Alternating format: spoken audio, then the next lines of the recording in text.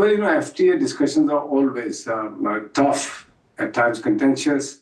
But I think from what I have been watching from close quarters, a lot of progress has been made. Both sides have had to give in. Both sides had to stick to some of the very important areas they wanted to preserve. And I think we are very close to an FTA, but it's never done until it's done. I must compliment Minister Piyush Goyal and his entire team who have been negotiating with the British counterparts, and equally to the team here led by Minister Kemi Bedendorf, who's Mr. Goyal's counterpart, and her team, our negotiating team. I've been meeting them regularly. I've met the British teams a few times. I've met the Indian side several times.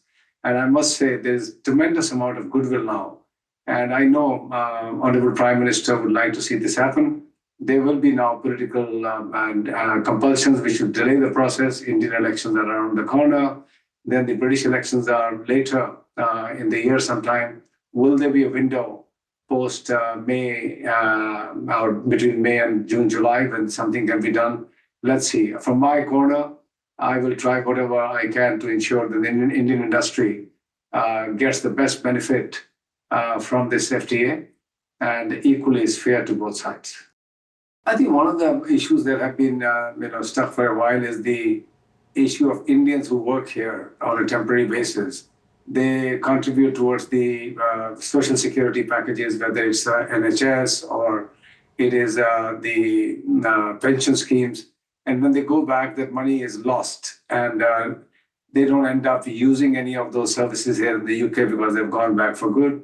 And that's one negotiation which I know has been going on. This is always a difficult issue to resolve. Other issues have been around certificate of origin or rules of origin, which have also made a tremendous amount of progress. UK's need has always been on Scotch whisky, on electrical vehicles, on biotechnology.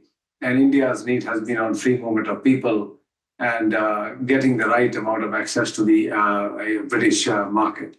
So, as I said, there were chapters and chapters which had to be negotiated. A lot has been achieved, and a few issues are remaining. I really hope that we come out with a very strong outcome of this FTA.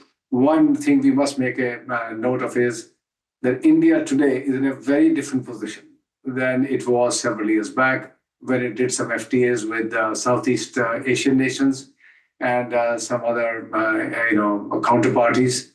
Today, India is very strong. It's a market of 1.5 billion hungry, consuming people who want to use more products and services.